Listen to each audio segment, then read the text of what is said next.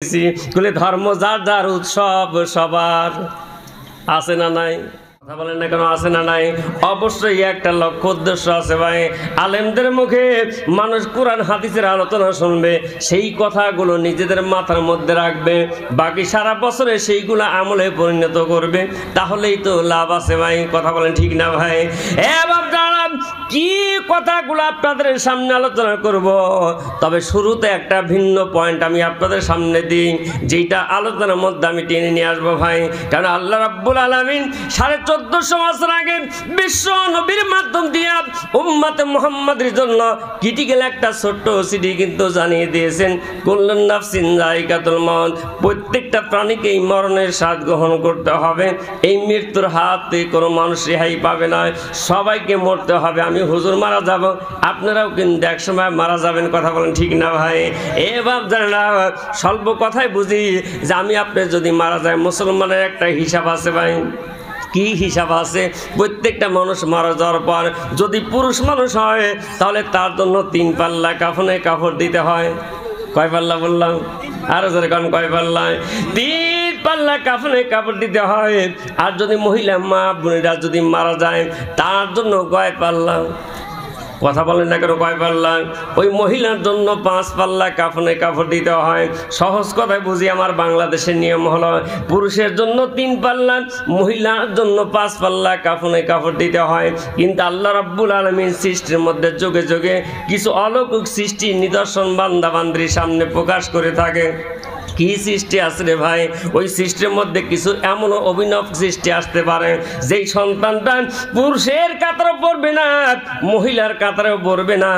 ওই সন্তানকে কি সন্তান বলা হয়? কথা বলেন, কথা বলেন। কি সন্তান বলা হয় জানা নাই ভাই?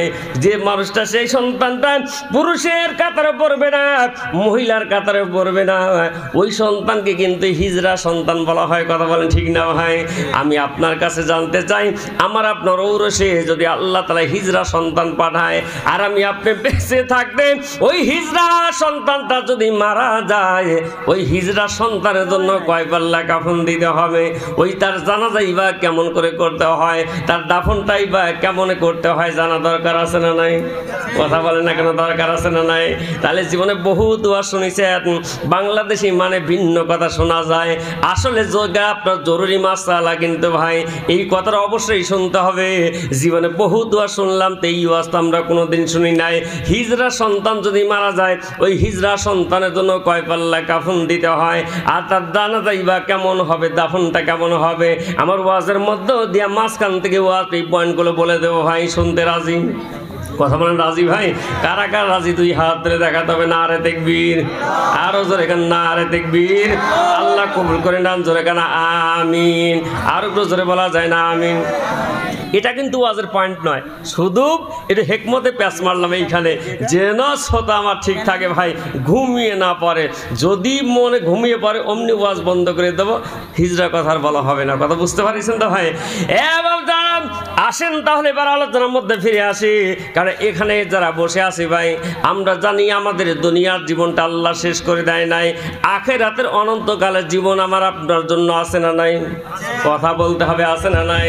আল্লাহর বান্দা মরণ তো সবার জন্য আছে। সেই মৃত্যুটা যদি আল্লাহ রাজি খুশিতে মৃত্যু হয় তাহলে জীবনটা ধন্য হয়ে যাবে, মানব জীবন ধন্য হবে। আর যদি আল্লাহ রসুলের যদি রাজি খুশির মধ্য দিয়ে মৃত্যু না হয় তাহলে কিন্তু প্যাঁচ লেগে যাবে ভাই। রসুলের একটা ক্রিটিক্যাল হাদিস আছে, রসুল বললেন মানুষ মারা যাওয়ার পর গাড়ি বাড়ি সম্পদ জাগতিক কোনো কিছু নিতে পারবে না, 2টা জিনিস সঙ্গে যাবে। সাহাবী হুজুররা প্রশ্ন করলে ইয়া রাসূলুল্লাহ, ইয়া হাবিবাল্লাহ, 2টা জিনিস যাবে হুজুর বলে দেন। নবী বললেন নাম্বার 1, 1 নম্বর হলো খাঁটি ইমানদার হওয়া লাগবে। কি হওয়া লাগবে? কথা বলেন না কেন, কি হওয়া লাগবে? খাঁটি ইমানদার হওয়া লাগবে। বর্তমান ফিতনার জামানায় চতুর্দিকে অন্যায় অবিচারে ভরে গেল, ইমান নিয়ে কবরে যেতে পারবে এই গ্যারান্টি কি আর আছে ভাই? কথা বলেন না কেন, আছে ভাই? তাহলে আমাদের ইমানের অবস্থা ফরমালিন মুক্ত হই নাই, ফরমালিন যুক্ত ইমানদার হয়ে গেছি ভাই। এত ফরমালিন হয়েছে, এদিকেও টুললাম ওদিকেও টুললাম। বাংলাদেশে আঞ্চলিক ভাষা একটা বলতেছি, আপনারা কচুর পাতা চেনেন ভাই? কথা বলেন না কেন, চেনেন ভাই? ওই রাতে রাতের বেলা কচুর পাতার শীতের সময় কুয়াশায় সকালবার নিজ জমে ভাই পানির একটা পুটলি হয় টুপলা হয়ে যায়, কিন্তু দক্ষিণে হাওয়া যদি একটা বার দুলা দেয় ওই কচুর পাতার পর পানি থাকবে? কথা বলেন থাকবে? কি হবে? অটোমেটিক পড়ে যাবে ভাই। আজকে বর্তমান আমরা মুসলমান, আমাদের ইমানের দৌরত্বের একই অবস্থা হয়েছে ভাই। একটু যদি টলা লাগে ইমানটা এলেবাটে কাত হয়ে পড়বে। কথা বলেন ঠিক না ভাই? কিন্তু রসুল বললেন খাঁটি ইমানদার হওয়া লাগবে। খাঁটি ইমানদার কারে কয়? আল্লাহ কোরআনে ডাক দিয়ে কয় ইয়া আইয়ুহাল্লাযীনা আমানুত্তাকুল্লাহা হাক্কা তুকাতিহি ওয়ালা তামুতুন্না ইল্লা ওয়া আনতুম মুসলিমুন। আল্লাহু আকবার। আর জোরে বলা যান আল্লাহু আকবার। আল্লাহ রাব্বুল আলামিন ডাক দিয়ে বললেন এই ইমানদাররা, এ বিশ্বাসীরা, এই ওয়ার্ল্ডের মধ্যে শুধু ভারতবর্ষ নয়, গোটা পৃথিবী ওয়ার্ল্ডের মধ্যে এক নয় দুই নয় 132টা ধর্মাবলম্বী মানুষ কিন্তু পৃথিবীতে বাস করে ভাই। এই 132টা ধর্মই কি আমার আল্লাহর কাছে ঠিক? কথা বলতে হবে, আবার আলোচনা বুঝতে অসুবিধা হচ্ছে। 132টা ধর্মই কিন্তু আল্লাহর কাছে ঠিক নয়। 131টা ধর্মকে আল্লাহ গ্রামারের কায়দায় মানসুখ করলেন, বাতিল করলেন। পক্ষান্তরে একমাত্র ধর্মকে আল্লাহ স্বীকৃতি দিলেন। কি দিলেন? ইন্নাদ্দীনা ইনদাল্লাহিল ইসলাম। ইসলাম হলো একমাত্র আমি আল্লাহ আমার কাছে মনোনীত ধর্মের নাম। সুবহানাল্লাহ বলবেন না ভাই? সেই যে আপনার ইসলাম ধর্মের মানুষদেরকে আল্লাহ ইমানদারদের বলে ডাকলেন, এই ইমানদাররা তোরা কি কর? আমি আল্লাহ আমাকে ভয় কর। কি কর? আমি আল্লাহ আমাকে ভয় কর। আজকে আল্লাহকে ভয় করতে বললো কেন আল্লাহ তাহলে এই আয়াতটা নাজিল করলো ভাই? তাফসীরের মধ্যে আছে, মুফাসসিরগণ বলেছেন আল্লাহকে যেইভাবে ভয় করা দরকার আমরা বুঝি সেইভাবে আল্লাহকে ভয় করি না। আজকে আমাদের ভয়ের স্যাম্পলটা এই বল্লাবাসীদের না বলে পারি না ভাই। কেননা আজকে চলতে চলতে এমন নিম্ন মানে চলে গেছি ভাই, কোথায় আসি রে ভাই? আমরা পালন করতেছি বলে ধর্ম যার যার, উৎসব সবার, আছে না নাই? কথা কন্যা কেন আছে না নাই? ধর্ম যার যার, উৎসব সবার। কোনো মুসলমানের বাচ্চারা হইতে পারে? কথা বলেন পারে?